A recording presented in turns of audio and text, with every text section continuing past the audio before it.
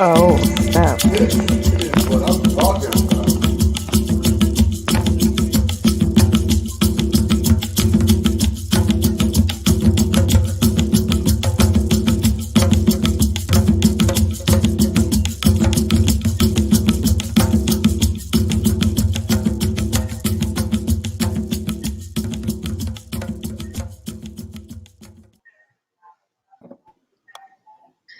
Hello, hello, hello, and welcome, peace and blessings, family, tuning in from around the world. Welcome to Africa Week 2020's August event. Our theme, well, always there we are, Alexandra plugging in. We are Africa Rising, and our focus today is sing, speak, stay, communicating resilience. How do we, in all our different ways, communicate resilience? How do we be the revolution in all that we are and all that we do, in the ways we're comfortable to and the ways we're not so comfortable to? And how do we address the things we've gotten so accustomed to sweep under the rug, to push to the side, to ignore, to just look the other way from? This conversation is actually an outcome of our inaugural Africa Week 2020. It was from a panel on reclaiming our narrative. And part of reclaiming our narrative is calling ourselves out on the things that we've allowed to slip away, calling ourselves out on the truths we've allowed others to distort, but also patting ourselves on the back and acknowledging when we've done something right and how we've done it right. And I'm grateful to Mazen to have started this conversation to say, you know, this needs to be a platform that is open live. And this is what we're trying to do here. And we said from May that we will be holding ourselves accountable to the pledges that we put. And Mazen had a pledge to keep having these conversations, keep navigating the discomfort that we have. So as you tune in, wherever you are in the world, please tell us where you're from, where you're tuning in from, and what Africa Rising means to you. As we have people plugging in from, and still more to the panel, we'll take a moment and have our wonderful, I don't want to say panelists because this isn't really a panel, it's more like an informal family discussion under the virtual family tree. So really just tell us who you are, what kind of drink you're bringing under this tree. Oh, man. And Mazen, I'll have you poking the questions and prompting. Floor is yours. Maybe you can start and then everyone else can join in. I'll just be bringing people in. Mike, shalom, shalom.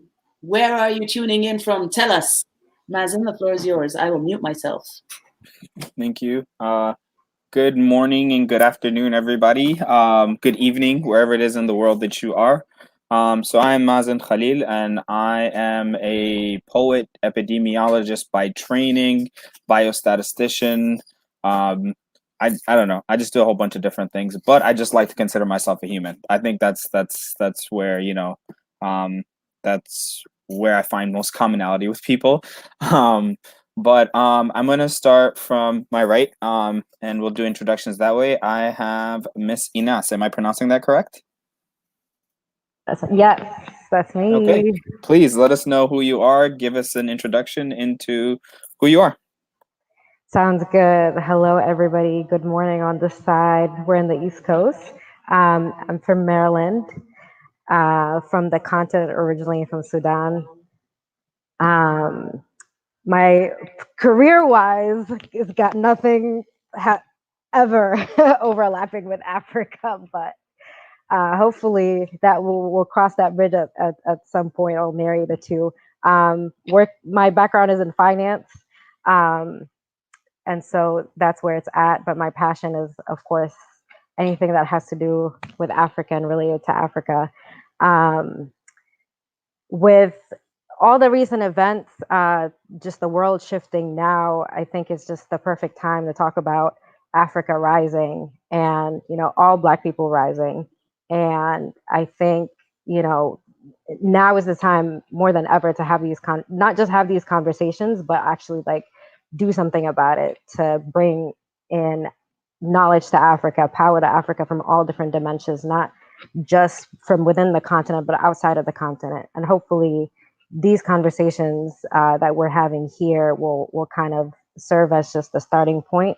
And from there, we'll see collectively how we all can contribute and empower ourselves and the collective to bring Africa together. So I guess I am honored and privileged to be as part of this conversation and sharing only my perspective, not as an expert or anything. So that's me. Well, thank you. It is a pleasure to have you here. My brother Sharif, please. How you doing? Omar Sharif is my name. I just go by Mr. Sharif. I'm a teacher. So my last name gets used more often than my first. Also kind of, a budding comedian of sorts. And I'm here because, well, I'm a Black man suffering. And I think that we need to kind of bring light to the issues in an honest, open, and vulnerable platform.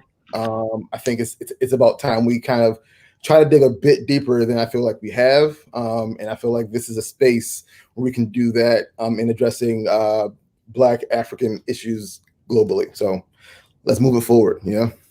Thank you for being here. I appreciate you taking the time and the effort. And as a fellow teacher, I also understand, getting called by your last name. So Sharif.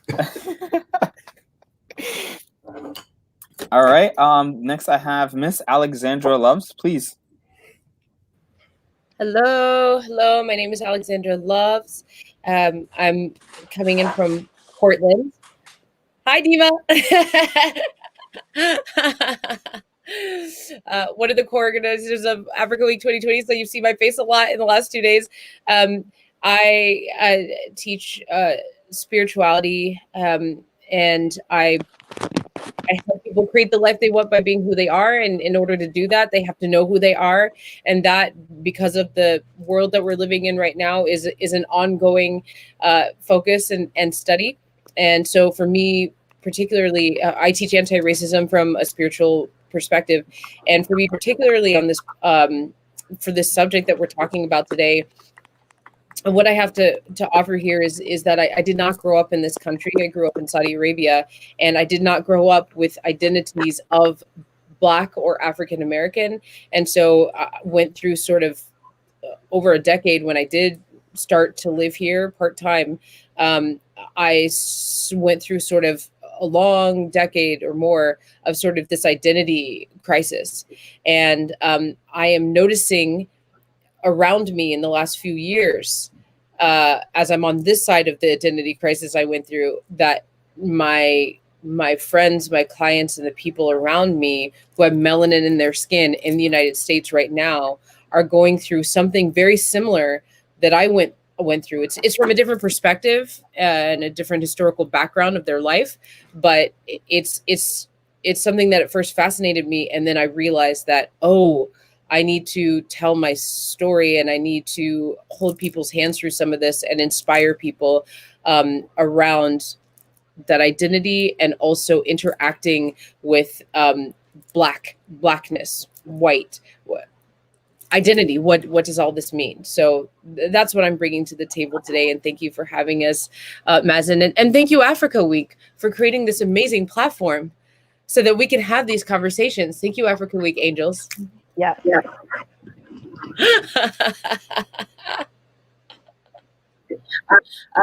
For those who don't know and are still are tuning in or are joining us for the first time, Alexandra Loves is the auntie, is the tata of Africa Week 2020. She helped keep sanity, ground me as we were starting this, and I'm very, very, very grateful to having her as the co-creatrix of what we have here, and we keep growing. And if you missed yesterday, for whatever reason, go back and watch these panels, go back and be inspired.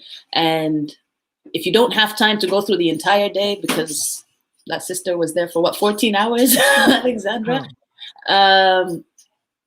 make time to watch the open mic, where Mazen killed it.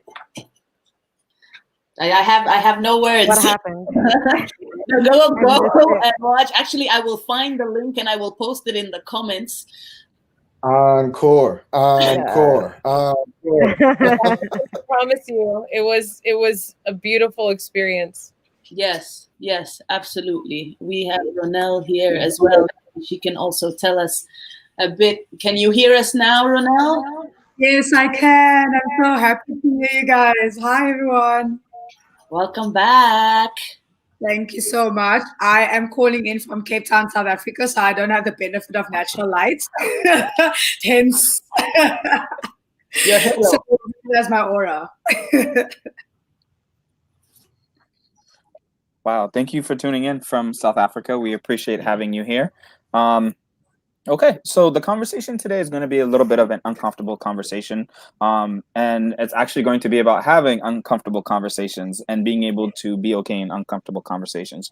So in talking about anti-blackness and in talking about anti-racism, I kind of want to start off the conversation with just taking a little trip back a couple of years. If you guys can kind of just tell me a little bit, how do you guys think the political landscape has shifted since Trayvon Martin? Because if we begin to really take a look back at, the birth of BLM, Black Lives Matter, and how the discourse has begun to become more prevalent and how that has changed, I would personally say that's kind of the birthplace of it, the unfortunate murder of Trayvon Martin, and from there things have begun to progress. So can you guys just take us back a little bit? Can you tell us what was going on during that time period, how you were feeling, what you thought about the whole situation, and then from there we can kind of take it. Alexandra, you had your hand up, please. Yeah, I would like to talk about that, because at that point in time, I'd lived in the United States full time for about 5 or 6 years. And that was when I was going through this black, what is black? I don't understand. And I was trying to associate with different groups to understand what this was for me. And I was studying tango at the time, and I was in a tango class, and Trayvon Martin had happened. And I started learning about other times that this has happened in different ways, this repeated story in different ways. And I didn't know that about the United States, because all they teach you in history is that Black people, slavery happened, it was over, and then Black people do this to themselves kind of thing, right? So by the time by the time Trayvon Martin happened, I was sitting in this class and I was researching, and I was appalled. And I was also feeling uneasy at that time around white people, because I was like, what is white? What is Black? And I'm in Colorado and I'm surrounded by white. I just, that was part of the story and the where I was. And I was sitting, it was the first time that I had a group sort of mob mentality against me. I was sitting in a group, and they brought this white woman was sitting next to me, sitting next to me, and she said, "It's terrible what happened to Trayvon Martin." And I said, "Yes." And we had a little conversation about it. And I said, "But it's not the first time." And the energy changed, and she was like, "What are you talking about?" And I was like, "This is a repeated story." And she's like, "No." And she got so defensive. She got violently defensive. And then a couple of other people, there's more men in the class than women, we're all putting on our shoes, and we're about to have an intimate tango is an intimate dance, people. It's one body, four legs. We're about to start the class. Okay. And for us, we're in the more intimate, the more vulnerable position, because we walk backwards in heels. Okay. With men who are still learning their skill. So just to give you a setup of what's about to happen. So we're all getting ready. And all of a sudden, all the people around me who are all white are attacking me, because I said this is not the first time that this has happened. Not one person said, what do you mean? Well, somebody said, "What do you mean?" But that's not what they meant. It was the first time that I felt that I noticed a big group of white people confronted with something that had to do with Blackness that wanted to violently take it out on me. And I, at that time, still didn't understand the identity of Black. And then we were about to do an intimate dance. I stayed for 10 minutes of the class. After touching 2 people, I was like, I can't be here. I didn't go back to that studio for 2 weeks. So that was my experience. And it opened my eyes to how volatile, how the violence and the volatility that is baked into simple acknowledgement of how we all interact with Blackness.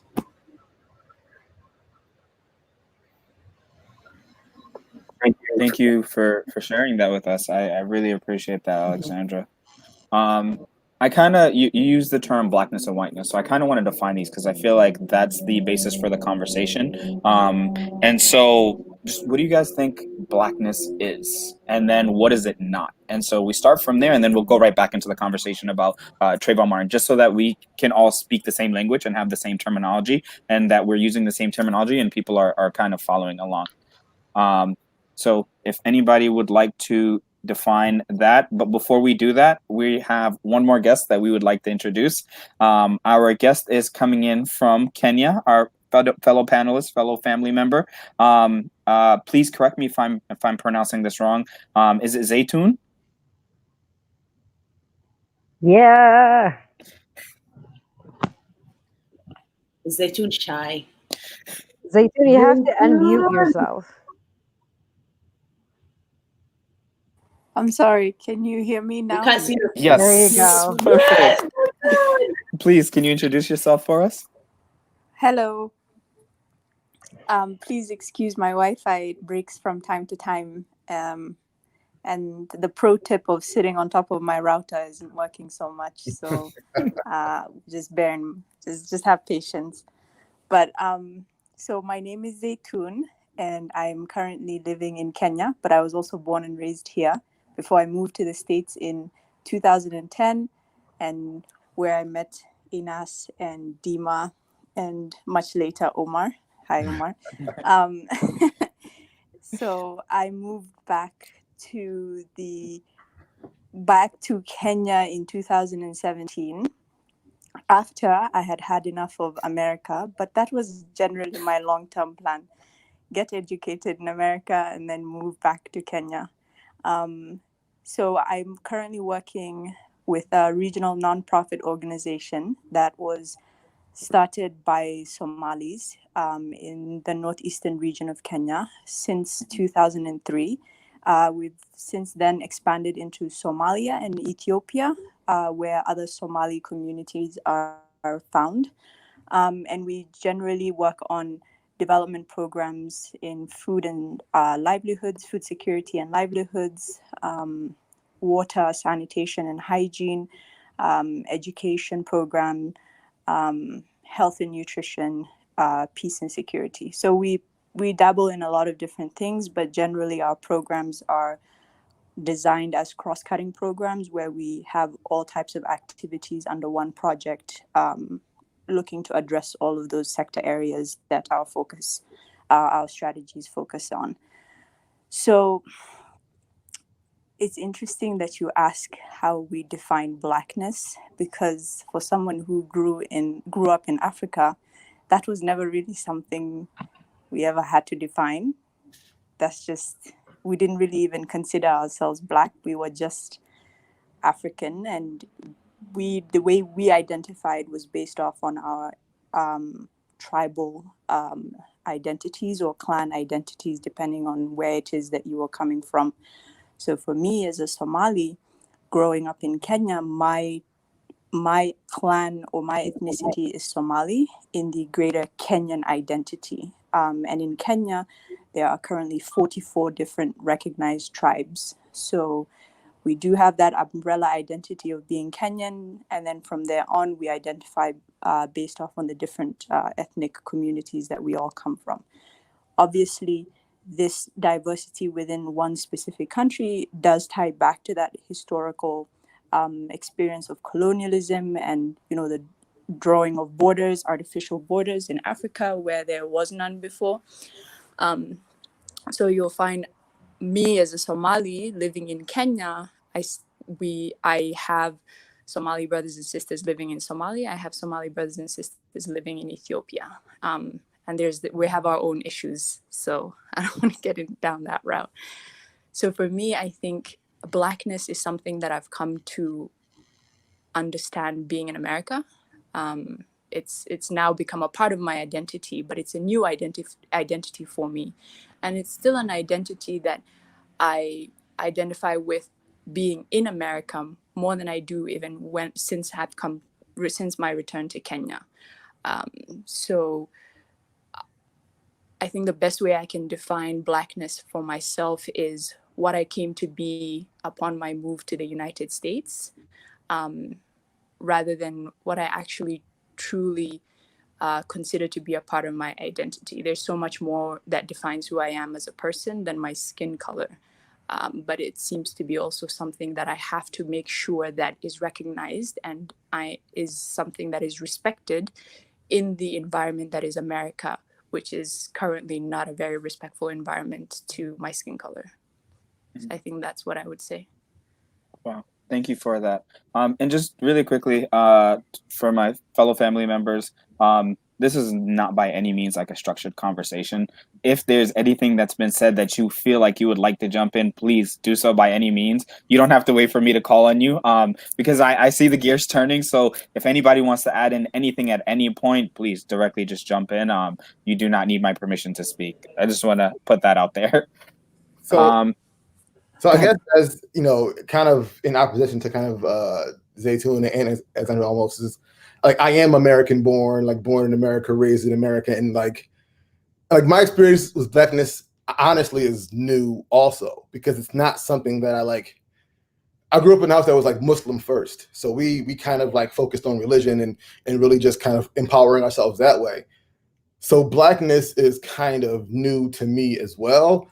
But if I was to describe it, I would say it's my weapon against racism. You know what I mean? Like, it's the only thing I have to hold against racist people. It's like my Blackness, because if that's what you hate, then that's all I have to give to kind of fight back against it. I don't know. It's just, so I think it's become a thing because of so much hate. It's not it's a dynamic that's kind of created itself and it's given us kind of a power structure to use. But other than that, I don't know how to define it, because I don't define it as just skin color. I'll define it as anything that might represent me to someone else. So, yeah. Ms. Ronell, so here is a kind of, our brother Omar has just said that, Blackness maybe, and correct me if I'm wrong, please. Blackness is defined here in the U.S. is a little bit different because it talks about power structure. It talks about things that may reflect on us or who we identify as. You being from South Africa, can you give us a little bit more about that and just tell us about that? Because South Africa has a very interesting history with power structure, with race, with that dynamic that exists there. Mm-hmm. Thank you so much for creating this space, Mazen. I hope I'm saying your name correctly. And I think maybe by way of just responding to that, if I were to say to you that I'm not Black, you'd obviously be confused, right? Because you're like, look at you. But in my country, I'm registered as colored. And what that means is not the offensive sense of, let's leave it up to you to kind of decide what that sounds like. But essentially, it is a racial category that comes from the apartheid times, essentially.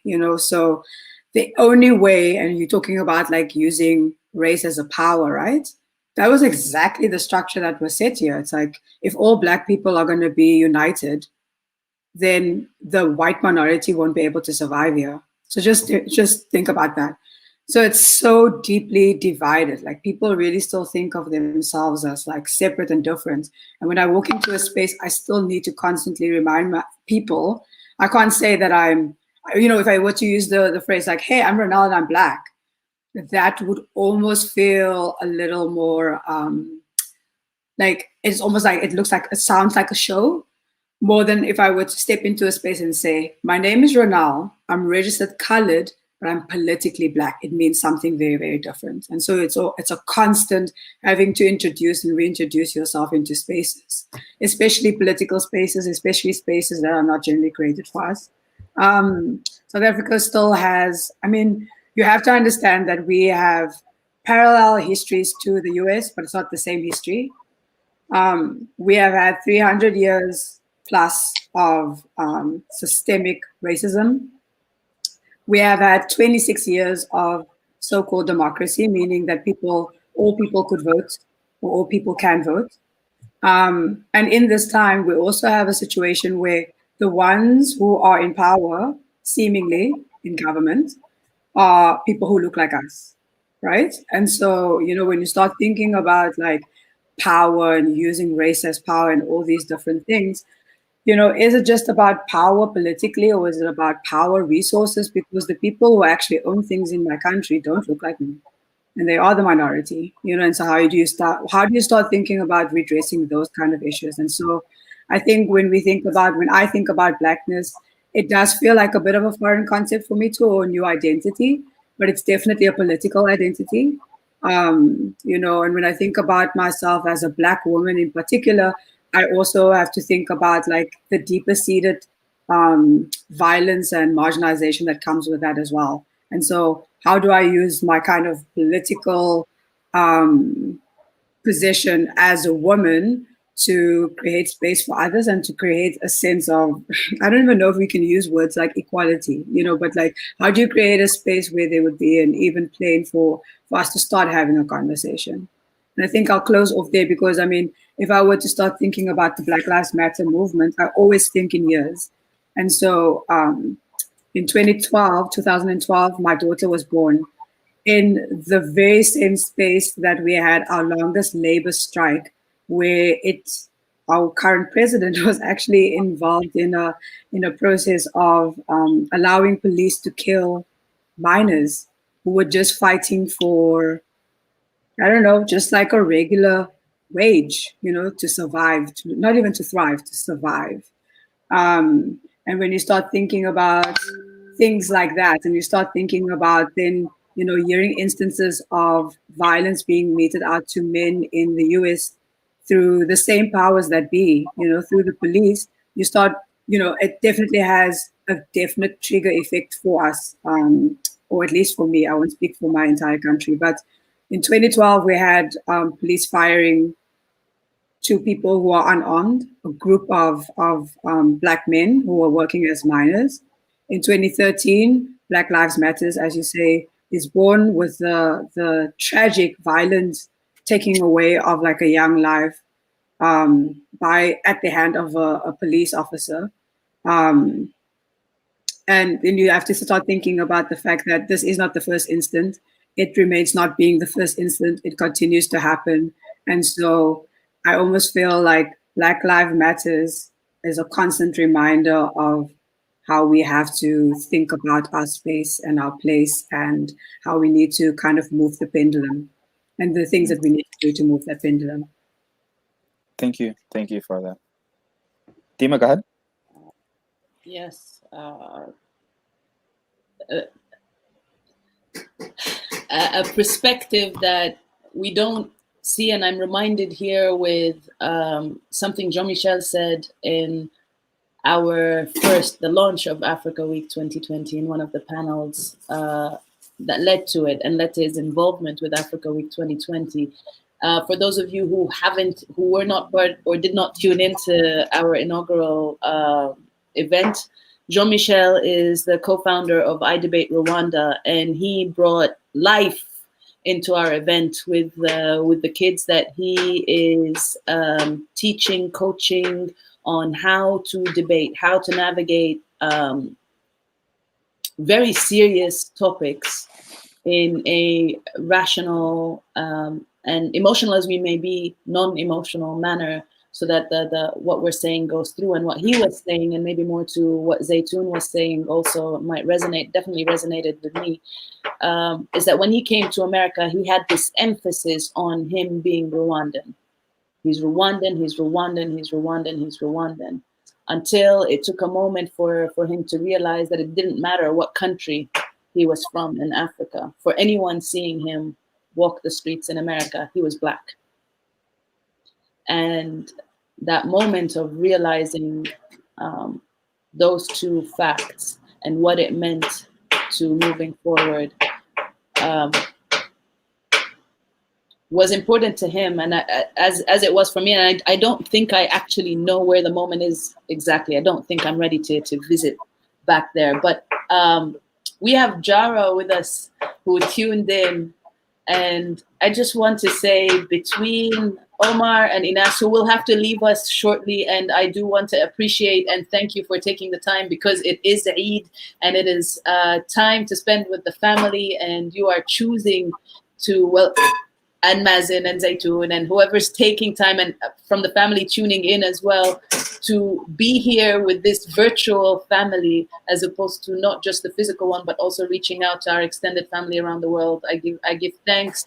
I met Jara and Zaytun through Inas, through Towson University. Thank you, Inas, and thank you to the Connects. And if there's one thread and one connect throughout Africa Week 2020, is how we are finding ourselves connected in ways we didn't even know. And we will continue to find these ways. Jara, please tell us who you are, where you're tuned in from, and what does being Black mean to you? Or as Alexandra says now, she just put it out there, are you Black? I don't know. Just a reminder to unmute if you are speaking, because we can't see your face, but we definitely can't hear you.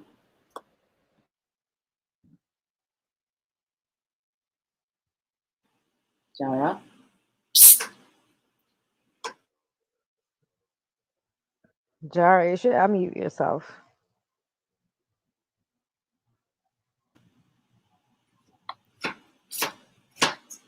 Unicorn down. We can just unmute her if she's having trouble. I don't know if she's having trouble or she's doing something else. We also don't want to unmute mute and have her yelling. Let's see. Oh, no, you can't unmute the guest. They chose to mute themselves. Okay. What? Okay, StreamYard. Fine. No, wait. Oh, that's good to know. There's a lock.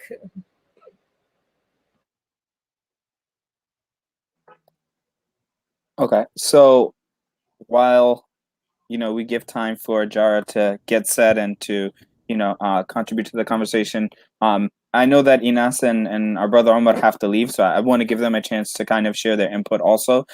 Please, the floor is yours, Sister Inas. Okay. Omar, you're frozen. He had to go upstairs because we're echoing. We're in the same place. It's interesting hearing the conversation, because being Black was something that I had to it's something that I saw being defined for myself elsewhere. And then I had to take a look at myself and examine and see where do I fit into that definition. And it's weird also, kind of, Zaytun mentioned being from Kenya, and for myself, born and raised in Sudan, being Black has a completely different meaning there than here, at least through my experience. And I don't think I consciously identified with being Black in Sudan. There were more other identities that were more prominent, like being a woman and being Sudanese, just culturally, was a lot more of the focal point than actually looking at myself and recognizing that I'm Black. I don't have to be reminded of that, because it's everybody's Black, or pretty much mostly everybody's Black in Sudan. So it's not something that's consciously talked about. But then it was different coming to America in 2014. It was I felt like there was a lot happening, and it's kind of like I'm watching this thing that's called Black being discussed and talked about by other people, and also non-Blacks. And it was kind of strange to me And a lot of it now, currently, it's their political influences that define that conversation. So it's very heavy, kind of just being constrained on that front as well. It's like culturally, you define yourself amongst Black people, I think, differently than you would in a political context, if that makes sense. So it's a lot of the times I feel myself having to like take breaks from like social media and kind of news, and especially in this climate, to unplug and not have that identity be attacked, or it's always in display in such negative light. So it's kind of a struggle right now. I don't know if I have like a straight definition for it. But in a safe space amongst Black people, or it's just Black is celebrated, and it's something that you can feel positive about, hopefully in your immediate circles. But that definition takes on a different feeling and meaning once you're outside of your safe space, and now you have to carry yourself out there, and then people look at you and define Black in such a negative light. That's such a strange like concept to me. And then being on and that sometimes like pushes me to be on the defensive and having to like counter that and show all the great things about being Black. But hopefully, I think the struggle now is being able to have that conversation without like negative charge towards people, and coming from a place where we're understanding people are from they're just coming on to this conversation about Blackness, and some people are realizing that Black people in general are struggling now for the first time. So having to like educate and make people aware, but also doing it in like a graceful way without having to like, be in opposite sides and fighting and screaming at each other, but just coming from a place where we have to be open, but also we're ourselves wounded. And so how do you find the balance in trying to educate people and also just be sane and zen and not like yell at them? So yeah, it's a lot going on with Blackness. So I don't know if I can define it with something straightforward. Wow. Thank you. That was very powerful. And I appreciate the fact that, that you said that, you're getting into you're understanding what Blackness means, because you come from a different background, and so therefore, traveling from Sudan to here, it becomes a completely different meaning, and it takes on a different set of characteristics that come with a different set of taxes and a different set of things and tolls that it takes on you. So I really appreciate that. Mr. Sharif, I have a question for you, teacher to teacher. Let me ask you this question, right? So I'm one of the only Black male teachers on the staff that I taught at. And so I find myself having a lot of conversation with my students, and my students are from all over the world. But they seem perplexed about this idea of an educated Black man. And it's a confusing thing to them. They're like, what is, how, why, have you ever had this kind of experience before? Have you had to go through that? Have you had to like, be in the teacher's lounge and have to explain, somebody says something slick and you have to kind of like figure out a way to approach it? Talk to me about what it means to be a Black male teacher. So ironically, I had to have this conversation recently with a student. I had a student who told me his first day of class, he was disappointed. He walked in, saw this Black guy who thought he was funny and thought he was cool. He thought he wasn't going to learn anything all year long. And now this kid can't stop praising how like amazing the class was. He learned so much about himself. He saw himself in me. The kid follows me on Instagram and apparently knows my niece. He loves me. He wants to be in the family. So it's really like it's almost like a superpower to be able to be an educated Black man in a school, and to be able to do it well, to be able to do it in a space where, yes, I have teachers who will be in staff meetings and blatantly call me out, and I just have to shrug it off with grace and then continue to do that same job, right? I have to in a staff lounge as well. I can come up with stories, but like it's a I don't know. I kind of pride myself in like taking all the hits and literally walking right through all of them and then turn it on for the kids, teach, and make sure to continue to like model the fact that like Black men can be positive role models. We can send positive messages. We don't have to be what we are perceived to be by those who hate us so much, and continue to kind of portray that demeanor. And I can do it all while dressing well. I dress well, so I'm also cool at the same time. It's a superpower, man. It's great, to be honest. So then I want to kind of circle back to the Trayvon Martin conversation, because it's a little different being a Black man and seeing that happen and seeing this consistently happen. So I just want to get your thoughts on that, your feelings, just on not just Trayvon Martin, but from there until now, what's been going on, how you've been processing this. So actually, ironically, Trayvon Martin discussion is like a very, very like sensitive topic for me personally, because you hear things like, oh man, they kill people that look like us. Oh, that could have been me. That could have been my son. That could have been my. And when I look at the Trayvon Martin story specifically, it reminded me of something that happened to me. Like I had literally been addressed by a man when I was walking home while I was in high school.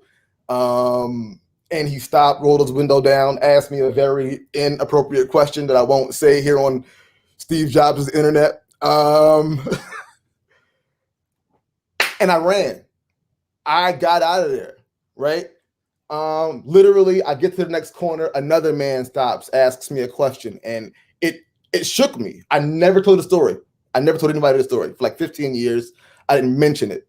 This happened, and the reason why it resonated was because this wasn't a guy killed by a cop. This was a kid killed by a guy who wants to be neighborhood watch, I guess. He's slain in his own neighborhood, and instead of running like I did, he stayed and engaged. And I struggled with like the decision that I made for a little while. I struggled with whether if I did stay, would I have been Trayvon Martin 15 years before Trayvon Martin? And I literally struggled with it for a very long time. So seeing that specific story, like I can watch.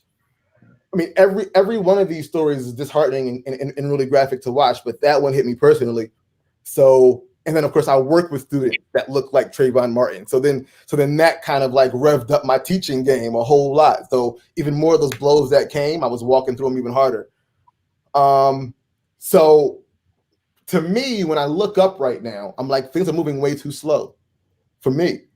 If I was 15 and I endured it, and not saying another kid in another city wasn't getting the same, wasn't being stopped and harassed in his own neighborhood by a cop or a random stranger.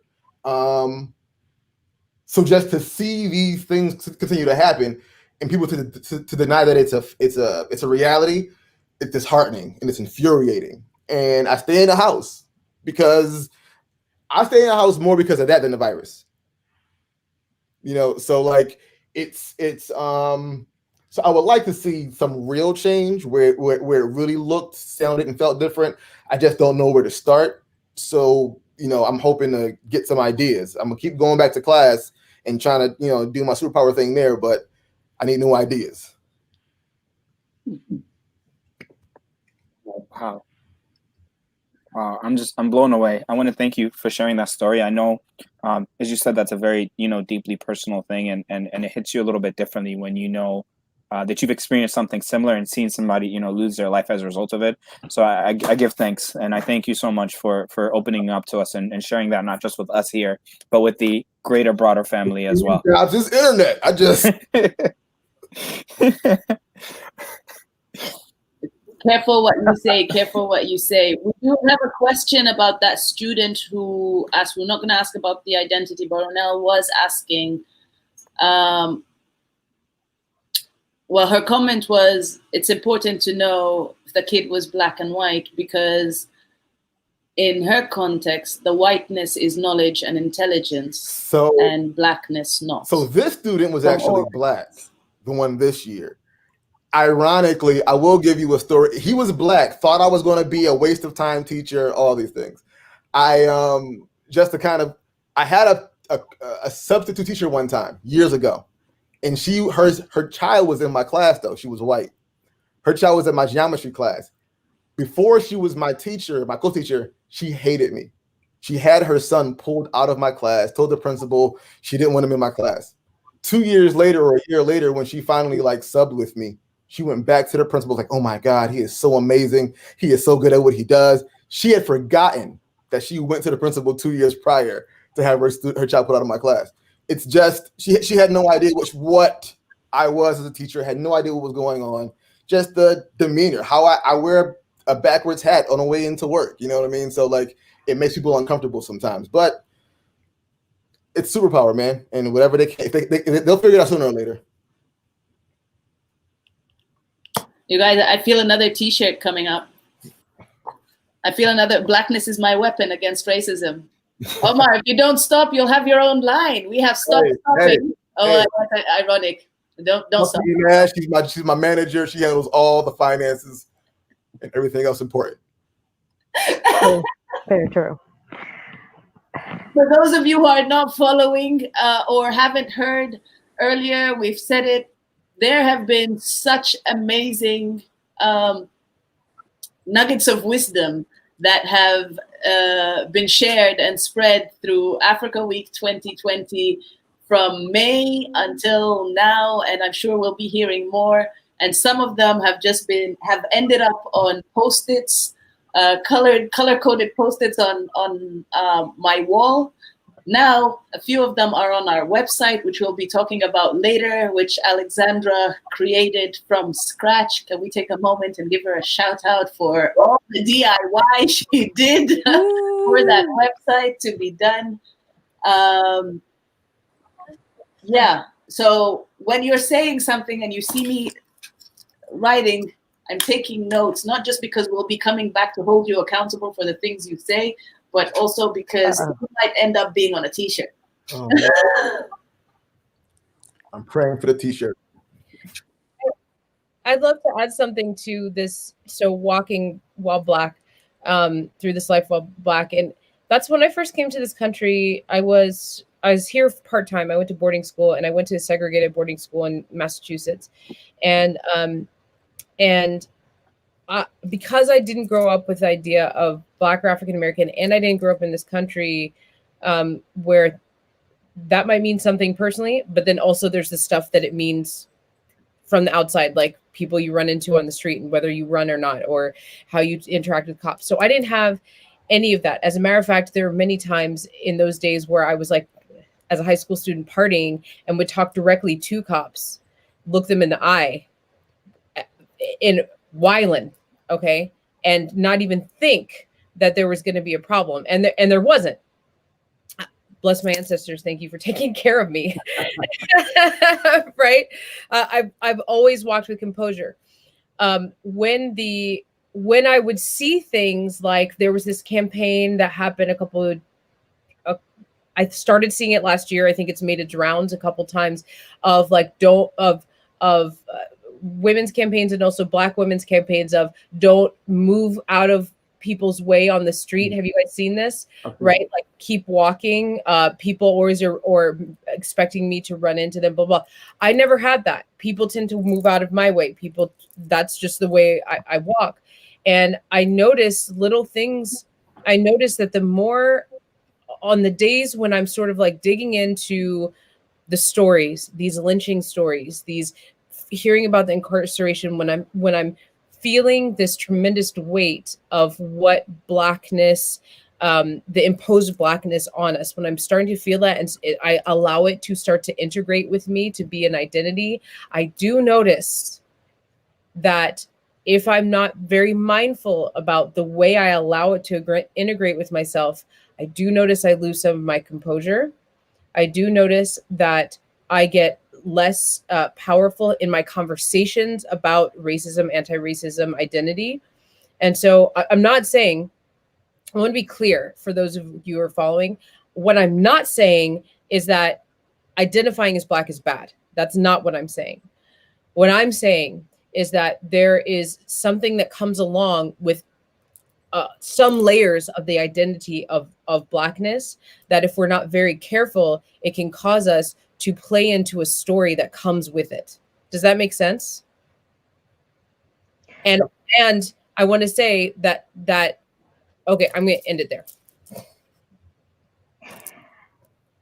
So it's interesting you say that, because so what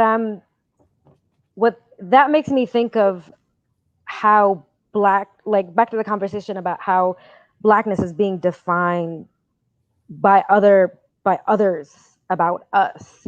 And I think a lot about like, for example, in the workplace, and what being Black means in the workplace. And that's something, I feel like that's something different than just out in the street when you're walking, down the street. And when working in white corporate America right now, there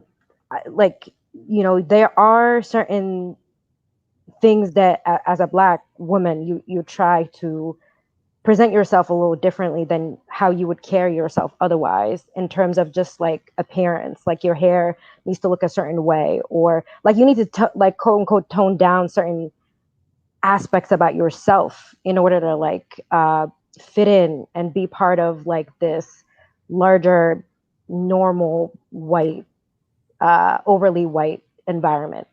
And like some part of me that, back to the question of what other ways can we, what other things can we engage in to make Blackness be associated with more positive things outside. And, one answer that I have is like, well, the way you carry yourself, like present what's positive, and hopefully, like Omar said, like conversations with just how you teach in the classroom, somebody is going to be praising that, and all of a sudden you're associated with something positive for them. But so now in the workplace, I struggle with having to essentially tone down certain of my identity, my appearance, the way I carry myself, just to like present that positive outlook. And so I wish if I didn't have to essentially in a way constrain myself. I think, and that context is a little bit different, because like I talked to Omar about this before, where, for example, I work in a place where you do have to kind of watch for the conversations and how you're talking, and you can't be quote unquote too Black. In an education setting, you may not necessarily have the same barriers, but but I think the challenge, the theme is consistent. So it's, am I sort of a sellout for kind of having to like tone down, quote unquote, tone down myself? And I use that loosely because, I still do want to be myself, but I feel like the struggle is you're told not to be in those environments, because then it's not going to be, oh, what is that weird lady doing? What is that weird Black lady doing? So I don't know, just the struggle there, and kind of walking that line and debunking how other people view you. Wow, I appreciate that a lot. Because actually, I was going to say this earlier when Omar was talking. I didn't know I was Black until like I got to college, and that's such a weird thing to say. But like, I went to a PWI, predominantly white institution in the middle of Hartford, Connecticut, and here's Alexandra just said me too. But I live in New York City. I'm Sudanese. Where I'm from, everybody's Black. Sudan is the land of the Black. So I'm like, all right, cool. I didn't understand what being Black meant until I got to Trinity College. And within the first week, we had some racist incidents occur. And I was like, wait a minute, this is a little different than New York. We're not in Kansas anymore, and that was a really shocking thing for me. And, I spent 4 years there having to actually walk that fine line that you're talking about, Inas, which is, do I deal with these microaggressions? And then, how am I going to deal with them? Because I never want to be labeled the angry Black kid, or the angry Black man, or any of these things, because I'm not only now a representative of myself, but unfortunately now I'm, the Black kid in class who the professor calls on is like, hey, can you give us the Black experience? And so I become a representative of somehow all Black people in the world. And I'm like, Yep. oh my God, you know, it's a really tough thing to carry. Unfortunately for me, I don't have the poise that Omar has. So I was just like, you know what? I threw it right out the window and I spoke my mind. So I went being labeled 4 years the angry Black kid. Whenever a protest happened on campus, they were like, go get Mazen because he's the one who did it. Even if I wasn't there, even if I didn't have any part in it. So I definitely understand having to, you know, walk that fine line of, you know, am I selling out for not expressing myself and being, you know, blackety black, or am I like how does this work? You know, what do I do? How do I make this function? And how do I get what I want, but at the same time also making sure that this doesn't affect my livelihood, for example. It doesn't affect everybody else's livelihood. It doesn't make anybody uncomfortable. It doesn't. How does all of that happen? And that's a very tough thing that people have to go through. Whether with clothing, for example. I remember the first day of teaching, I walked in and I went to go sign my contract, and I was coming from the street. So I had my street clothes on. I wasn't dressed up in a suit or anything. And then a week later, I came back in for the first day of classes, had a haircut and everything. And the teacher goes, oh, you don't look like a thug anymore. You know, and it's like, what does a thug look like? You know, like what are you talking about? You know? And so comments like that and things like that, and just having to figure out, okay, how do I respond to this? Is a very tough thing. So Omar, I give you props, bro, because I just Man, it's the best part of it. I don't know. I think what's funny is first of all, the answer to the question is yes, Ines, you are a sellout. But on top of that, and I think there's a little bit. I think for a moment, what's weird is for a moment, all feel like a sellout, even when I'm not like, because like I'm bliggity black, but I do it with like a spin of a joke, so people like can laugh along with it. They can take the slap and kind of like Tai Chi it on. So like sometimes I'm like, man, I didn't leave them with the full sting, the full fist of fury. I let them off with a laugh and a chuckle. I should have just told them my bliggity black ways in the most bliggity blackest way I know. I should have went for it. So I think as far as like being a sellout for a moment, like there's like, I feel it for a moment, but then I'm like, I have a purpose. Like I know what my purpose is. My purpose is to represent what I want my blackness to look like the best way possible, right? So I know sometimes I gotta bite the bullet in certain conversations or wait for the perfect timing for a punchline, so I'm not just getting like a certain energy out versus a message. So I want to send the message clearly, and if anything can like misunderstand or misinterpret that message, I try to kind of keep it inside. So in those moments, I do feel like a sellout. So Ines, there you go. You are, and so are the rest of us. Sorry, babe. Can I say something? This is Zaytoon. Yes, thank you, Zaytoon. The unicorns are coming. So on this topic of, well, I mentioned it myself on whether or not or how I define blackness, or the fact that I didn't realize I was black until I got to America. I think since my return to Kenya, what's become more apparent is subconsciously, even before I ever went to America, we were here in Africa already acting on, and still continue to act on, the negative stereotypes of what it is to be black. And this is why we have such low standards for ourselves in our own countries. And yet, the minute we set foot in America, suddenly traffic rules have, importance. Suddenly we feel like, there's a certain level of civility we must behave with in order to become, properly functioning members of society. And then we come back to, in my case, Kenya, and we lose all of that. We suddenly become corrupt. It's okay for us to pay a police officer here to get off of a crime or a supposed crime that we think we've committed.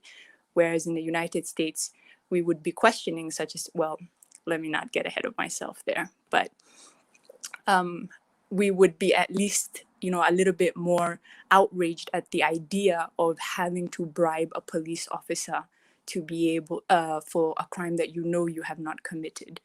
And yet that outrage that is based on a certain level of, standard and expectations and moral views that you're holding that society to, we don't do that in our own societies. So is that because we were born this way, or is it because we have subconsciously internalized what this devaluing of Black life, and so we don't actually value each other in our own countries? Therefore, it is okay to kill each other. It is okay for police brutality to happen in our own countries and not be outraged by it, the same way we are currently outraged by police brutality in the United States. And it is okay for us to have governments that do not actually provide the services that we should be holding them to accountable to, and be outraged and be so involved in US politics when our own politics are shit. And we say, you know what more do we expect? This is Kenya. And that's because we have actually accepted the definition or the view of the white man, of the Black man, the white man's view of the Black man or the Black woman. And that is, we're not smart people. We don't really know what we're doing. We're practically just here to wait on the white man's guidance. And then this is where foreign aid comes into play.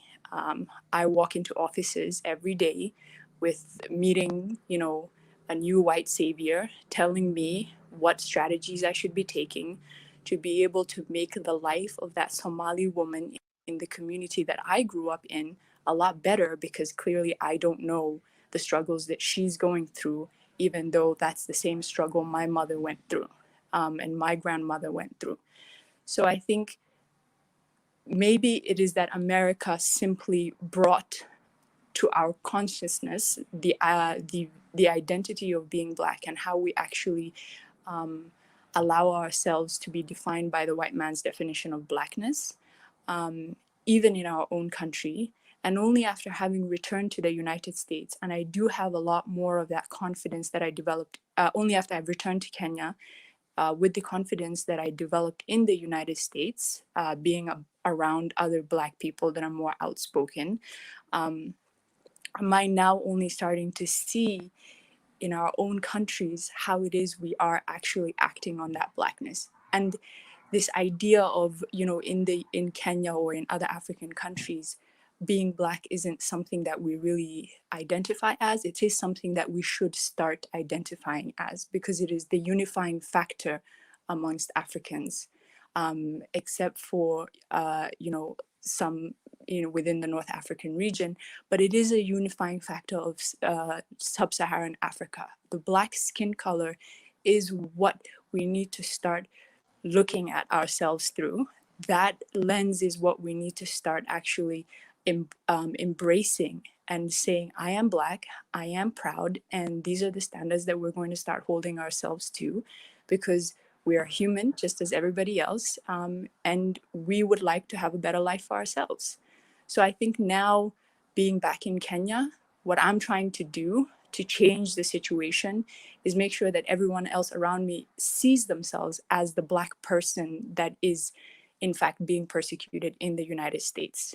Because once they start to realize that, they will start to see how that persecution is happening here in their own country, where we supposedly got rid of the white man and that superiority that he once held over us, but really is still there.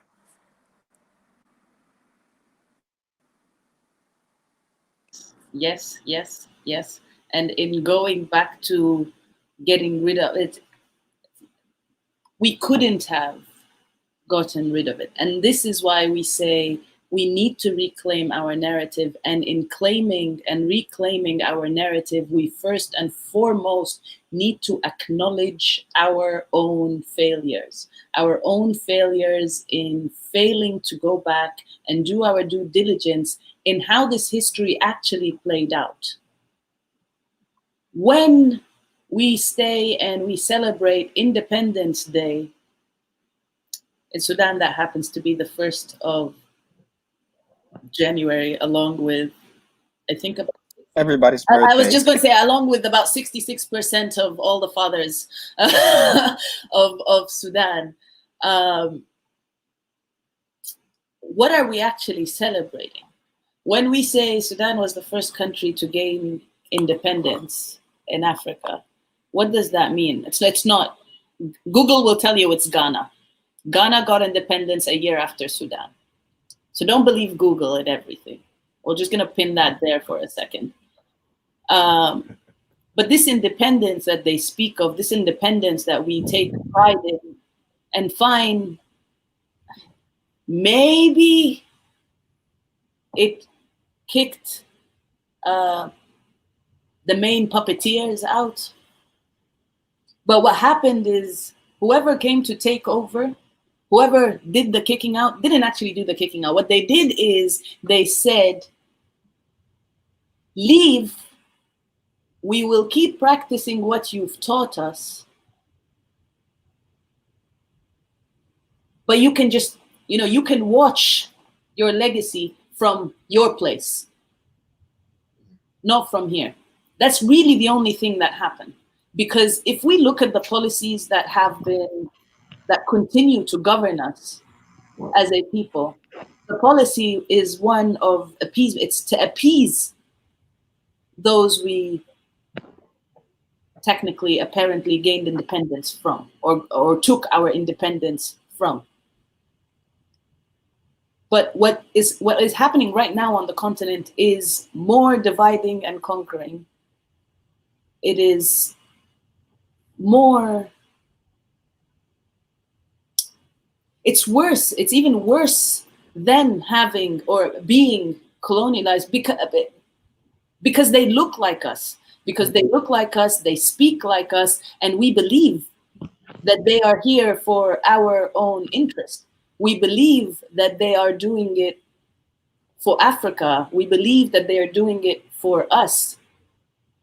But in reality, all that's being emphasized, all that's being consolidated is the furthering of this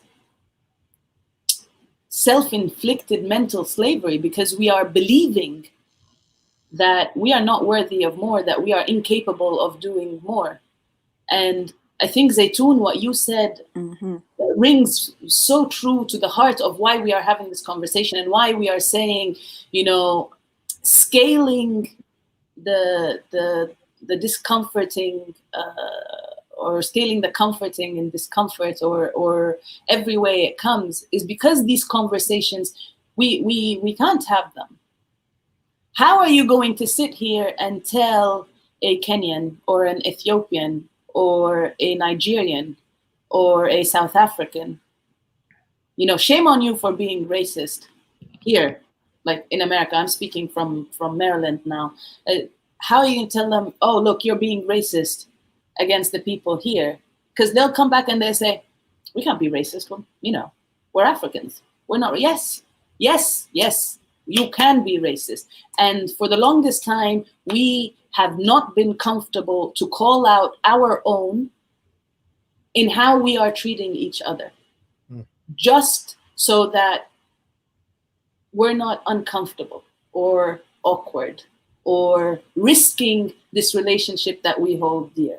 I know for the longest time, I had difficulties navigating conversations with my mother where certain terminologies will come out.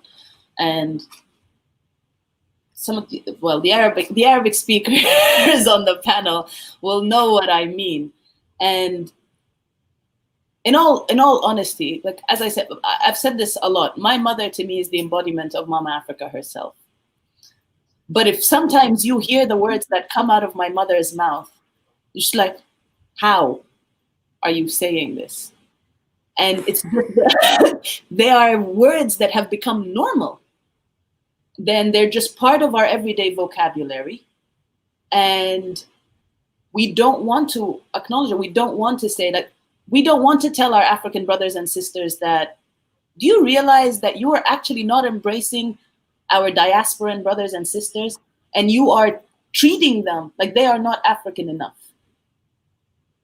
Meanwhile, you are happy here raising your flag of whatever country you're coming from the continent. You chose to come here to a land that they built, that their ancestors built, and you will just have your nose up high and look the other way and say you're not black.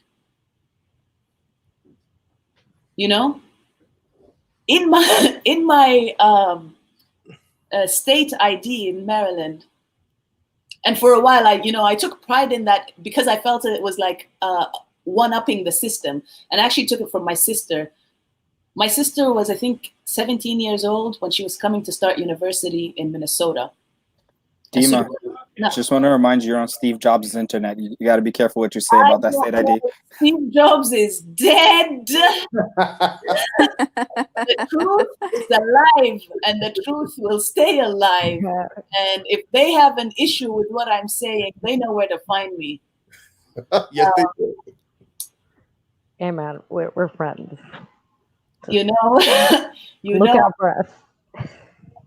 Well, this is what it is. We just gotta live out here, okay? We have uncomfortable conversations. We are here to have conversations that might risk us being somewhere where our friends and family will not reach us. But at the end of the day, we need to be able to say, that's not on. That's not on. People out there saying Black Lives Matter. Who's seen Hassan Minhaj's episode on Netflix? If you haven't, it might be on YouTube as well. I don't know the name of the episode, but he's talking about specifically the Desi communities and how I saw that one. Did that not relate to you as far as your own God. family? Don't you feel like you were sitting in a conversation with your own family? I sent it to all the Desi people I know. It's if you haven't seen it, please make time to see it, because these reckonings that we need to be having, we need to be like, when we say Black Lives Matter, what does that mean? I was raised as an Arab Muslim girl. Sure, I was Sudanese and Sudan is in Africa, but I was Arab Muslim, and I say Arab Muslim even though my father was an imam and I'm raised a Muslim. But the version of Islam that the society helped build, my surroundings and where I was raised, I grew up in Egypt, is the Arabized version of Islam, where the essence and the true spirit of Islam has been pushed to the side, and instead we have like some Arab culture understandings and definitions and understandings and misunderstandings of Islam, which is then just like shoved down our throats. Like when they say Sharia law in Saudi Arabia, and then they say women can't drive. Show me where in the Quran it says women can't drive. And then let's talk about the Sharia you run. We need to be okay to call BS not even when we see it, when we smell it, because we'll smell it first. And they'll be like, is it? Is it though? Is it? And then when we see the pile of crap in front of us, then when we're ready to call it, but it's too much. And then, it's hard and it's dried and it's a lot of effort to, yes, it's a visual. I need you to visualize that, because the next time you smell the BS, you need to visualize that if you don't do something about this now, if you don't direct that person to the bathroom right then, right now, and tell them to handle their business there, flush, and then come out and have this conversation, it's gonna get dry. I'm gonna drive it home for you. Dima. If you heard this, the saying when poop hits the fan, have you heard the saying? Imagine poop actually hitting a fan. And imagine that poop spraying everywhere, okay? When poop hits the fan, it's not a good thing. What Bieber is saying is, you want to address this before poop hits the proverbial fan, okay? I think to get not real poop, very clear. It doesn't wash out. That memory doesn't wash out, does it? Trust me. It stains permanently. So, Dima, that was back to you. Back to you, Dima. Back to you. That was a good pun. Thank you. But this is exactly what it is. In Jordan, they have a dessert. Until now, this is 2020, and they have a dessert called the head of the slave. I'm sorry, I shouldn't laugh, but that's it, man. What is that? Listen, I'm gonna say being woke is hard. But, but it's true.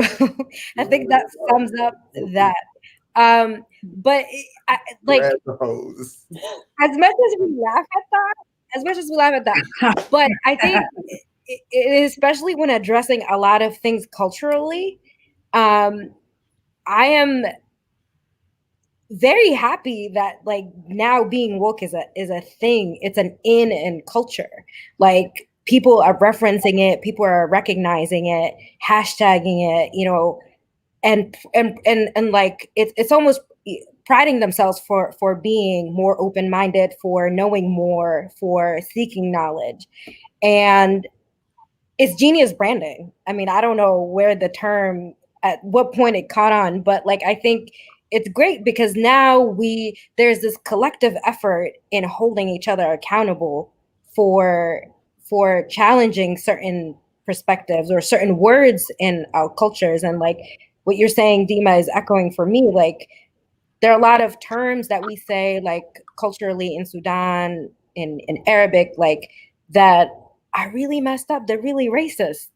You know, it's like when you really explore deep down where certain like terms or references came from. Me and Omar talked about this at some point. It's like the master bedroom. Like, what does that mean? Like, where is that coming from? And I'm happy that's like one thing that we're doing now in kind of making sure that we confront these things, and now being more open to having these conversations in our inner circle about like, man, like what you said, that was messed up. Like this actually comes from XYZ origin, which is pretty racist if you really think about it. So we shouldn't maybe use that in our dialogue anymore. And I think that's a great way that takes the edge off from having to like have these such, you know, uncomfortable conversations sometimes. And now it's kind of a mainstream thing that like everybody is trying to be woke. And while that's great and celebrated, the most important thing is that we don't think, you know, don't let it get it to your head that like you're now woke and like this, you're this like person with true altruistic, you know, thoughts. But, you know, don't put others down. It's like, you know, once you have the knowledge and discovered some sort of truth, you know, just because somebody else isn't woke, you know, try to bring them or try to share that knowledge, but don't take pride in just being woke and putting them down in the process, because that just kind of defeats the whole purpose, in my opinion. Actually, go ahead. Sorry, just to drive to the point home, what she's saying is, you don't know you woke. You don't know you sleep until you wake up. You see what I'm saying? You don't know you're asleep until you wake up. Now, don't take that wokeness for granted. If you've seen Inception, the movie, you would know there's layers to wokeness. So what you don't want to do is think you're woke. Okay, think you're woke, yet still be asleep, because you got to wake up to know you're woke. Okay, so sorry, just want to drive your point home. If I could just jump in there, if that's okay. I've been listening to all of this, and I think that for me, two things kind of like jump up. So I think being woke in all these things before having a daughter who's also a Black child in a country where Blackness is still very contentious, makes you think differently. And kind of this conversation, in a sense, you know, it feels very different. And I had two comments that I wanted to add. So the one was that I think, especially in my case, I didn't have any reference to, I couldn't imagine what Blackness could look like, except for what I could see around me, right? So what I saw around me was, I don't know, I lived in the hood. So I would see drug lords, I would see very many different things, but I wouldn't see like a lawyer, or I wouldn't see a scientist, or that's not what I saw, right? And so it's not that I couldn't believe that that's something that could happen for me, but it was just not like, it was not tangible. And to kind of deepen that was the fact that I knew everything about European history because that was the history that was taught at school, but I had no idea about what was happening in my own country as it relates to like Black leaders, except for what my mother and my parents would share with me about Mandela and all our kind of stalwarts. And then further, like I had no sense of what was happening on the continent. And so as a parent, for me, it's like, this is my very role, is to forget what the school is teaching Akola. My work is to make sure that she also knows and understands what she could be, because it's like, physical, like there's examples, but also that she's able to reference books. Like, oh, I'm reading this, I'm reading that, and she's able to kind of see herself in that world. And so one of the things for me that's like very important is that I think sometimes as woke people, maybe just to kind of echo what Inez was saying, is just like, shaming of the others. But partly because like we have this thing thinking that knowledge is still very accessible. Me having this conversation with you from Cape Town, this is a privilege. This is not a privilege that everyone has. Yeah. And definitely not everyone from the continent has. And so when we have these conversations, we have it in our silos and we think that we are the only ones that can be woke and say dope things and kind of speak in representation of everyone else as well. And I do think that that's very important to know and understand and be mindful of as we engage. But it is also like a responsibility, like I said, as a parent, that I need to read more because I need to be able to teach more and expose more. That's my responsibility. So that when I send my daughter out in the world, I'm not scared of what she would be or what she will come, because she'll know how to handle it regardless. But I also wanted to say something that really like struck me when as I was watching the Black Lives Matters movement more recently. I've been, of course, watching like, because also it feels like we're watching it from a distance, we're watching it from afar. And I've been seeing posts and I really wanted to just really engage what this means because I couldn't really understand it. But I've seen a lot of like banners carrying the "We're not our ancestors." And I couldn't really understand what that is or what that means or what that represents in the context, but it made me completely uncomfortable. And so if we are speaking about discomfort and, putting things out there, I think that our ancestors have done a lot, you know what I mean, with very little. And I really just like, I don't know, I need to bring that to the panel because I'm really trying to understand what that means and what that is supposed to represent, particularly because I feel that that's not, that I don't, where does that come in the dialogue? And so, I'm just going to leave it there. Okay. I have something to say about this. That I saw that picture and immediately every time I see it on my social media, I engage with people who are liking it. It's a complete misunderstanding and miseducation of ancestry. Because there's this, and I remember feeling this in school. I went to this new vocab word, PWI, predominantly white institution for college. And I took a class, and in that class, we were talking about slavery. A woman from the Cherokee tribe, I believe, was teaching that class. And we were talking about slavery.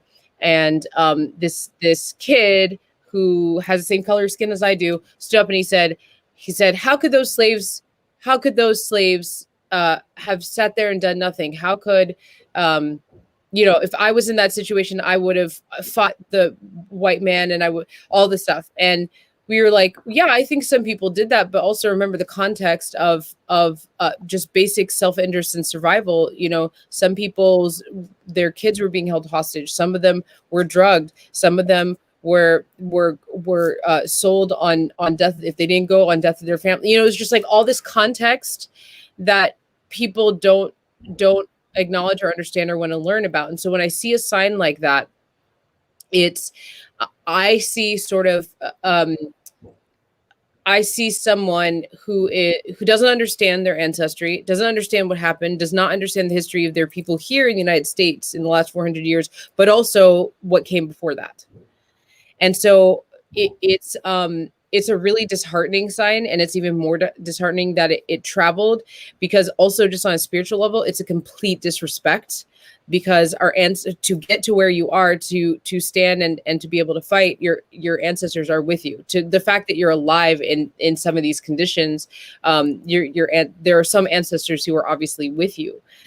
So it to me, when I read a sign like that, it's like a thumb up to an ancestor. It's like somebody's, saying this to their ancestors. So I wanted to add my 2 cents to that, because yeah, I think it's actually, to be really honest, it's ridiculous. I think it's ridiculous and disrespectful and uneducated and ignorant. Those are my words for that. You have to also take into account that not a lot of us actually know or have this understanding of the role of our ancestors. Not just the past one, but in their watching over us, in their guidance, in that relationship. For a lot of people, that's not something we know. That's definitely not something I grew up with. Like, aside from, remembering them and, offering a prayer on the day they passed, or on our holidays, to go and visit and so on. That's not something, and we need to know that that's not something all of us are familiar with, all of us are comfortable with, all of us are, or grew up with even. And we need to be okay to have these conversations without canceling or shutting down people who don't know and don't know where to start this conversation. And to them, it goes against everything they knew growing up.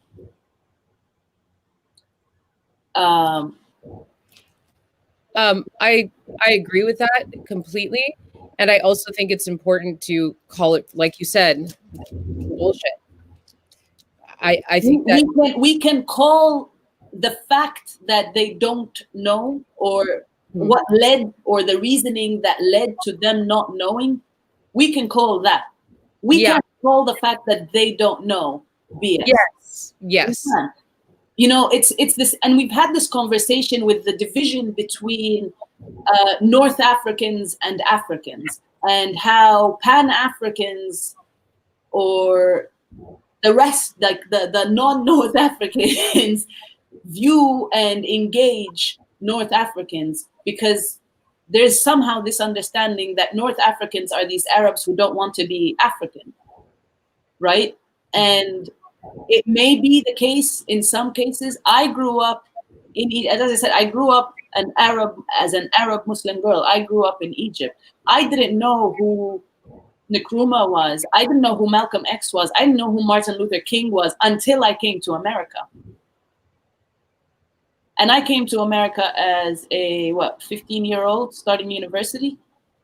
And to start university in Baltimore and not know who Malcolm X is or Martin Luther King was, and then for me to try and say, yeah, I'm from Sudan, the land of the black. Kiva, land of the black. And I can't say that was my fault, and I can't even put it on my parents. I can't say it's my, but that's also what they've been conditioned to believe. That's they grew up in the system that their parents grew up in, and that system has been designed to appease the colonizers. That system was designed and structured to ensure the colonizers that what they put in place, so that they can come back and take whatever they want that they forgot to take, or that later they run off and they want to come and take more, like our antiquities, that it's fine, it's going to be safe, but leave us for now so that we can pretend we are free. That's what that system is. And as much as we want to call BS, we cannot hold it against the people themselves. If we engage them and then they say, no, we're not African, no, we're not black, then we can. Then, yes, by all means. But I'm not even joking. If you go to, like in Egypt, you have youth who not just don't acknowledge that they are African, they'll tell you they're not even Arab. Some young Egyptians will tell you, we're not Arab and we're not African. You want to tell them, what are you? Like, we're Egyptian. Really? Like, you're like a floating entity that is Egyptian? Or like, what connects you to everything else? And how are you Egyptian and going to claim these pyramids and not say that you are African? Yeah. It's too uncomfortable to acknowledge. Jara, Hang on, Jara just unmuted. and Zaytun.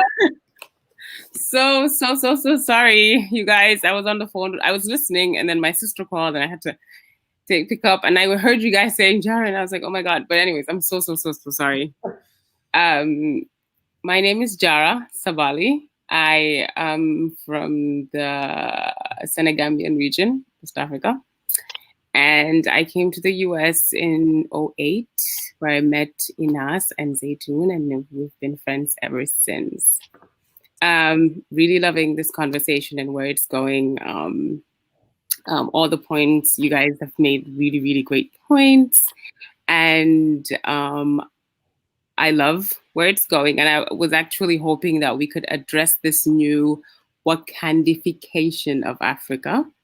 Perhaps it can come later in the conversation. That's fine. But it's something that that's a panel of its own. Jara, you take that panel for September. You are making the Wakandification of Africa. Please, I beg you. This needs to be discussed. Something that we've been seeing a lot since 2018, since the Black Panther movie came out. There's this whole new, looks like a movement. At first it was all cute and all fun and games, but now it seems like it's like a whole situation, a whole movement. So just really interesting conversation that I think we should have. But yeah. Interesting one. Interesting is one interesting way of putting it. I tell you that. Well, you know what's even more interesting is that the African Union is adopting that and is now looking to build the Wakanda Centers of Excellence. I just want to put that there for people who collectively pray. But can I also just say that we moved from Lion King to now being Wakanda? I mean, I do feel alone, okay? Simba's safe. Dima, I think something that's really important that is, like, we're laughing about it, but like there's a very serious conversation to be had about that. Because what people don't understand, or maybe they don't want to acknowledge, I'm not sure what it is yet. I want to give people the benefit of the doubt, so I say they don't understand or they don't know. Is that, like, when you look at the movie Black Panther, it's built on actual African civilizations, built on actual African people, on actual African history. So it's not something that like Stan Lee went and sat in a corner and was like, let me make this great thing up. No, this is actual people's lives, people's actual history, like a lived experience for people. So it's not some imagination, and it's not some like, what can Africa be? It is what Africa is, and so that distinction is a very important one that I don't know, like there's that in itself is an uncomfortable conversation for me, being somebody whose history is invoked in that movie, being somebody whose culture is invoked in that movie, being somebody who people are like, tribalist is coming out, the tribalist the misogynist.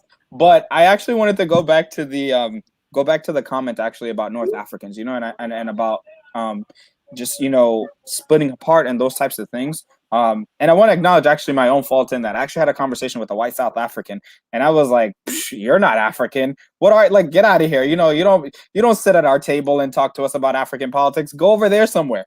And so, and after a while, I had to sit there and actually think about this and be like, okay, if this person is born on the African continent, all they know is Africa.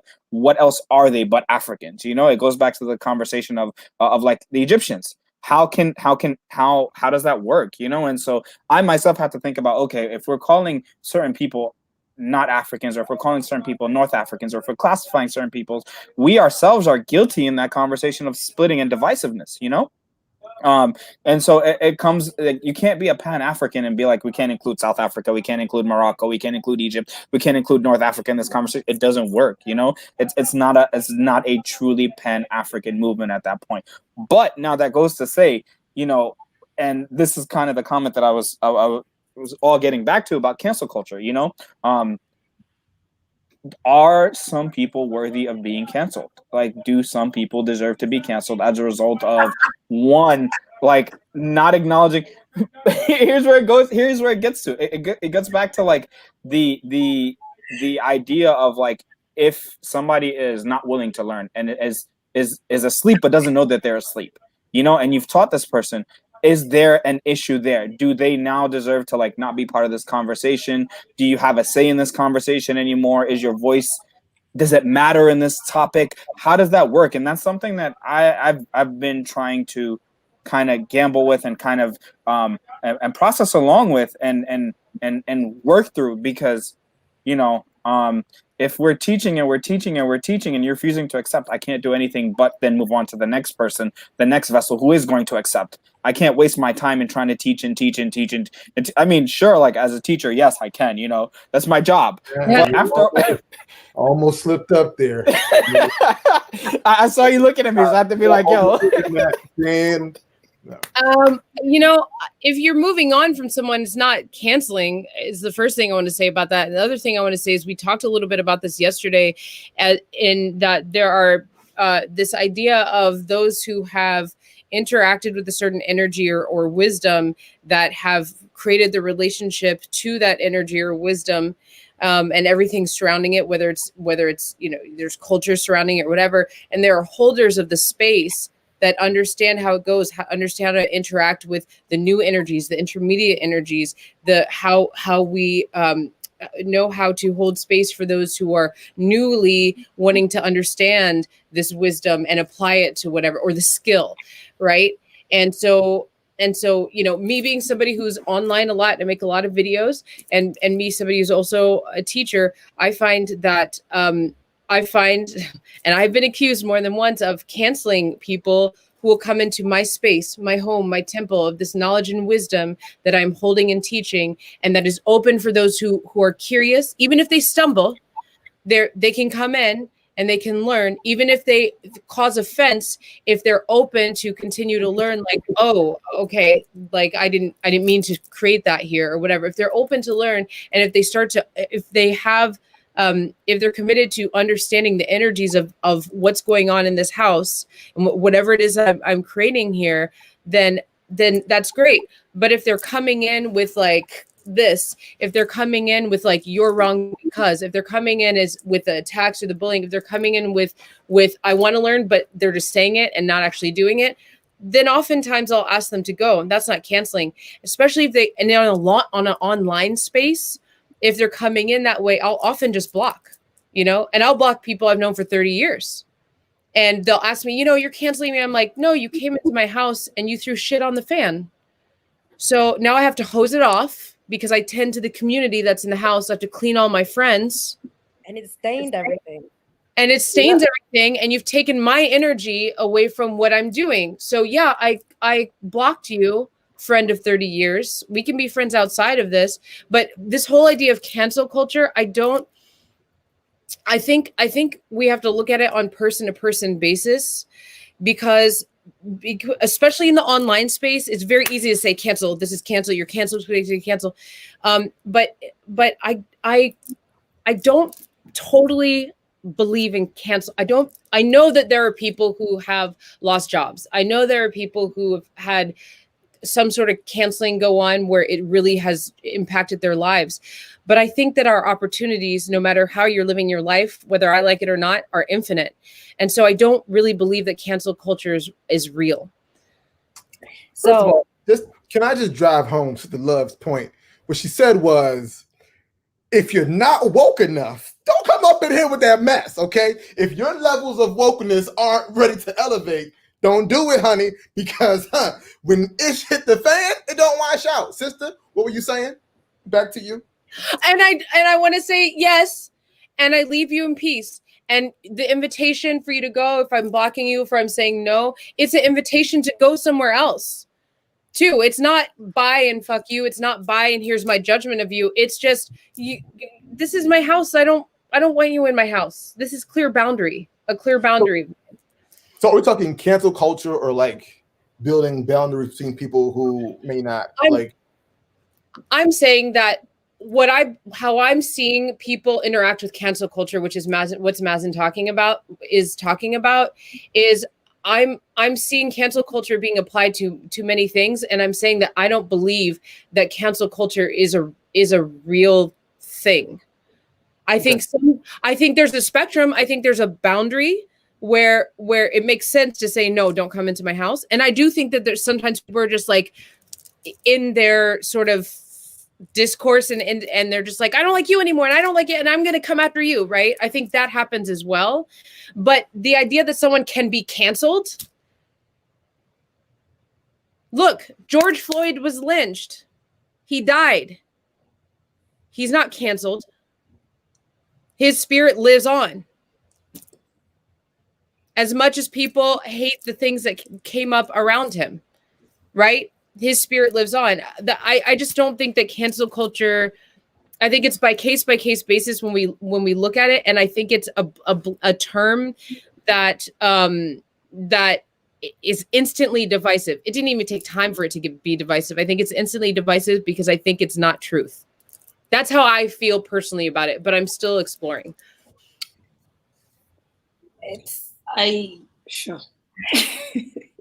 Everyone wanted to say something. So, Ines. okay. So I'm willing to cancel culture under like a certain, under like just a certain instance. So, but it takes me back to when I first became woke.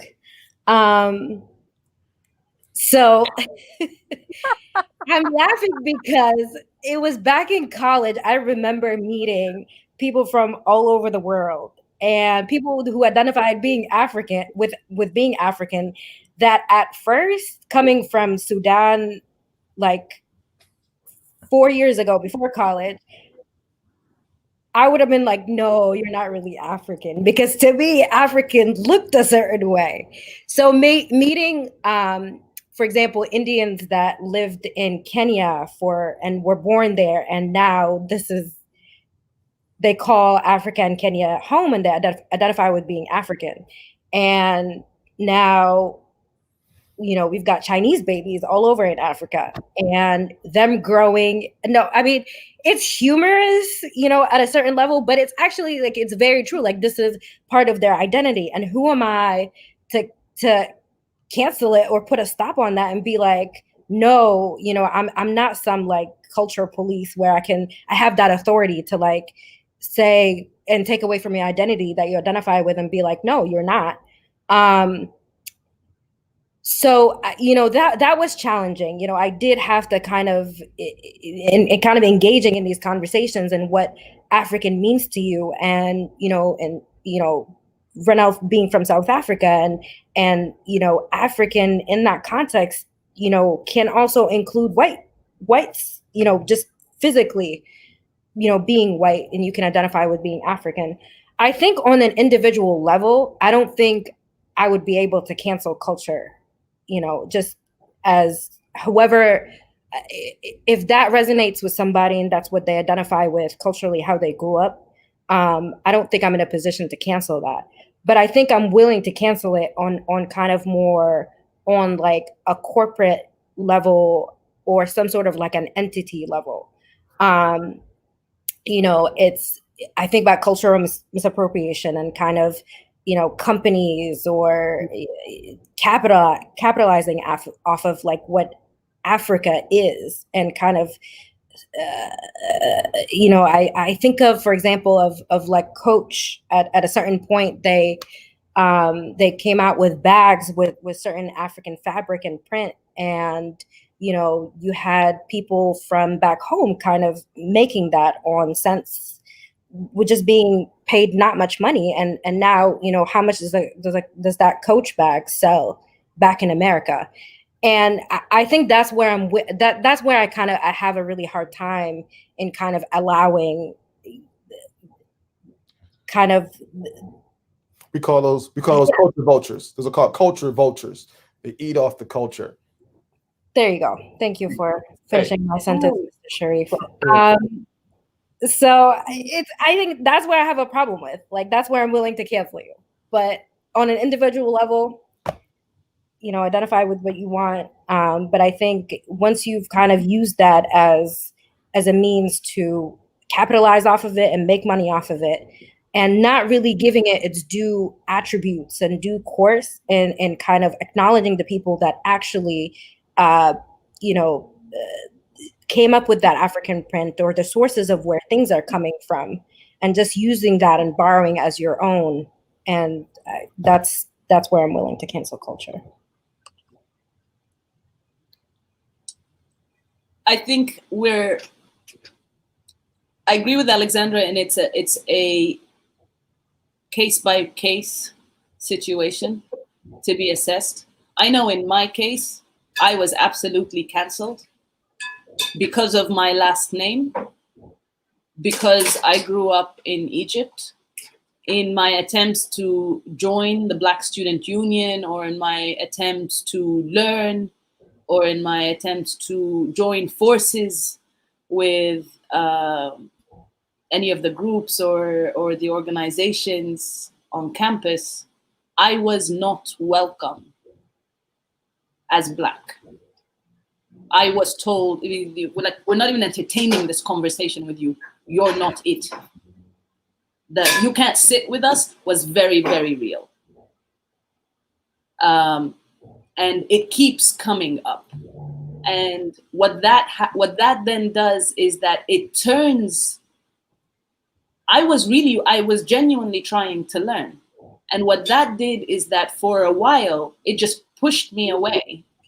And I wasn't trying to engage, because why would I engage someone who doesn't see me as part of, who doesn't see me as connected, who very clearly tells me, you don't belong here. You don't belong in this circle. You don't belong in this room. You don't belong in this space. You don't have the right to say anything. Even in the African Diaspora Club, there was this massive divide between Anglophone versus Francophone versus Batikh Basmer. It's always something that, where you're not it. And I feel that this is something, one of the uncomfortable conversations that we need to be comfortable having. Yeah, maybe it's not real. Maybe people take advantage of this cancel culture to a point where it's losing what it actually means. But to say that it's not true at all, for me is in a way, personally, for me is in a way a cancel culture, because it's canceling my experience as having been canceled. I had to get to a point where it was the African Cup, and I had to challenge the African Diaspora Club, the members, and we were like active members, we were about 80. I had to challenge them to say, okay, so you need to stop saying North Africans aren't Africans.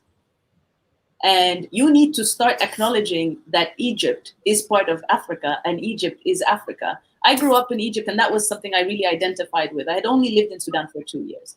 And so the bet was, in the final, I think it was Egypt, and I can't remember if it was Côte d'Ivoire or Cameroon, but it was 2006. What was it? Man. So the bet was, if Egypt lost, I would buy dinner and shisha for the entire club. But if Egypt won,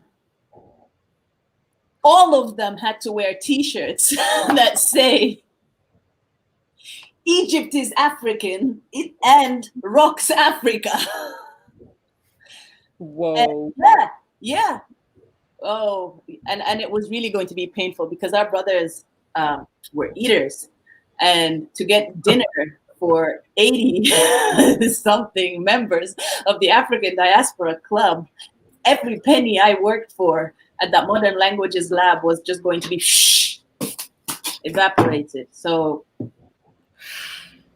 the measures, the extents that we go to, I'm just realizing the time. We have 5 minutes for last words.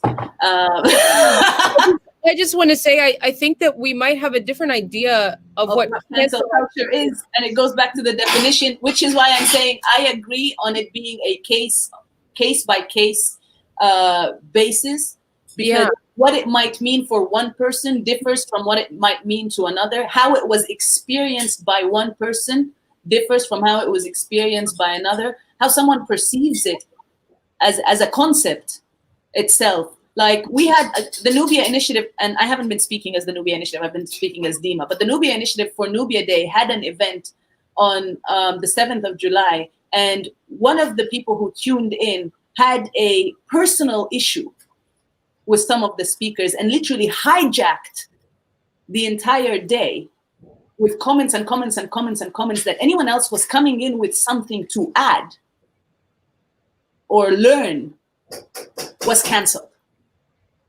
And then, although I was responding to these and trying to engage as much as possible because I could feel the pain, whatever that pain was of that person, and I was trying to say, this is an open platform, we're here to learn.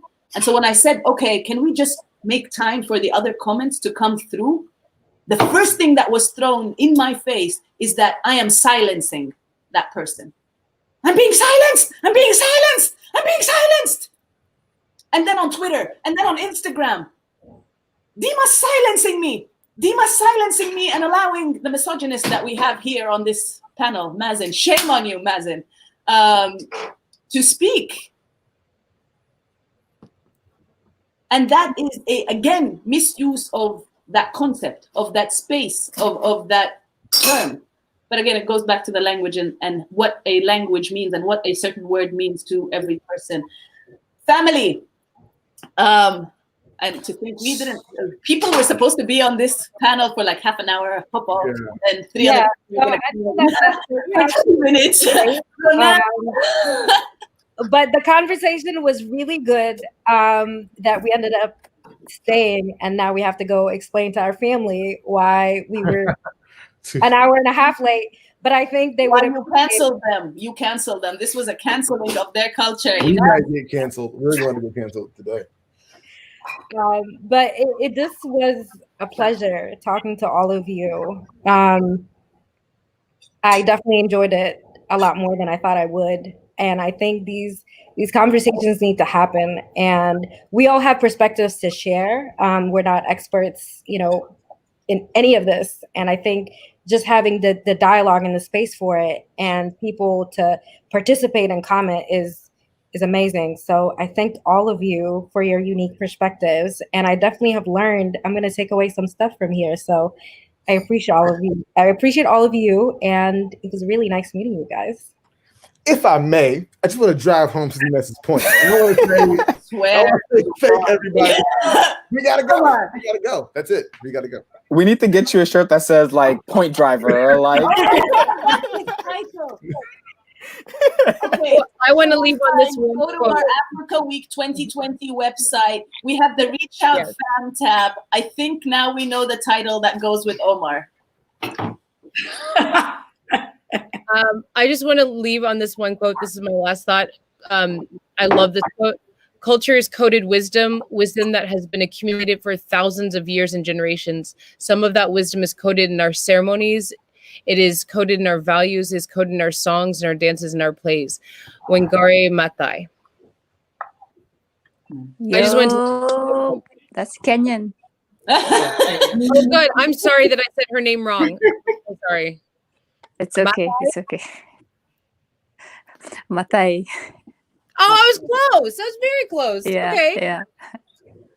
No, but Zaitun is trying to tell you how to say it properly. Say it one more time. No, I'm just acknowledging her wisdom, to quote a Kenyan.